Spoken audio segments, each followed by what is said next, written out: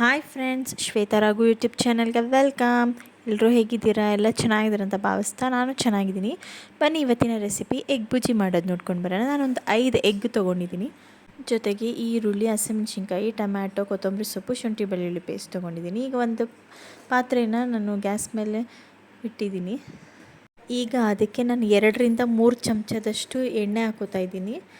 ಎಣ್ಣೆ ಎಲ್ಲ ಕಾದ ನಂತರ ನಾನು ಈರುಳ್ಳಿ ಹಾಕೋತಾ ಇದ್ದೀನಿ. ಈರುಳ್ಳಿ, ಹಸಿಮೆಣಸಿನ್ಕಾಯಿ ಕಟ್ ಮಾಡಿಟ್ಕೊಂಡಿದ್ನಲ್ವ ಅದನ್ನು ಹಾಕ್ಕೊಂಡು ಚೆನ್ನಾಗಿ ಫ್ರೈ ಮಾಡ್ಕೊಳ್ಳೋಣ. ಅದೊಂದು ಸ್ವಲ್ಪ ಎಲ್ಲ ಗೋಲ್ಡನ್ ಕಲರ್ ಬರೋ ತನಕ ಫ್ರೈ ಮಾಡ್ಕೊಳ್ಳೋಣ ಚೆನ್ನಾಗಿ.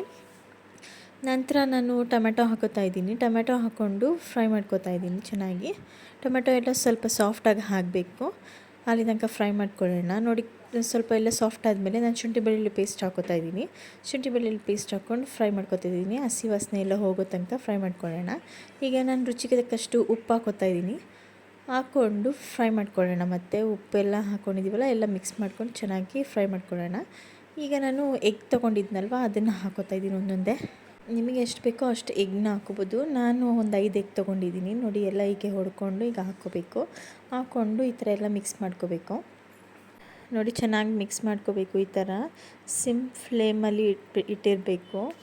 ನೋಡಿ, ತುಂಬ ಚೆನ್ನಾಗಿರುತ್ತೆ ಚಪಾತಿಗೆ ಮತ್ತು ಈ ಅನ್ನ ರಸಮ್ ಇಲ್ಲ ಅನ್ನ ಸಾಂಬಾರಿಗೆ ಸೈಡ್ ಡಿಶಾಗಿ ತೊಗೋಬೋದು. ತುಂಬ ಚೆನ್ನಾಗಿರುತ್ತೆ. ನೋಡಿ, ಲಾಸ್ಟಿಗೆ ನಾನು ಕೊತ್ತಂಬರಿ ಸೊಪ್ಪು ಹಾಕ್ಕೊಂಡಿದ್ದೀನಿ. ಹಾಕ್ಕೊಂಡು ಮತ್ತೆ ಫ್ರೈ ಮಾಡ್ಕೊತಾ ಇದ್ದೀನಿ. ಒಂದು 5 ನಿಮಿಷ ಹಾಗೆ ಫ್ರೈ ಮಾಡ್ಕೋಬೇಕು.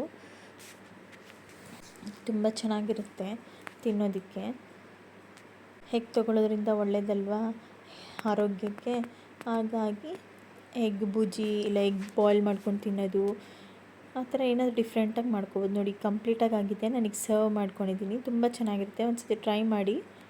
ಸಿಂಪಲ್ ಆ್ಯಂಡ್ ಈಸಿಯಾಗಿರುತ್ತೆ, ಕ್ವಿಕ್ಕಾಗಿ ಹೋಗುತ್ತೆ.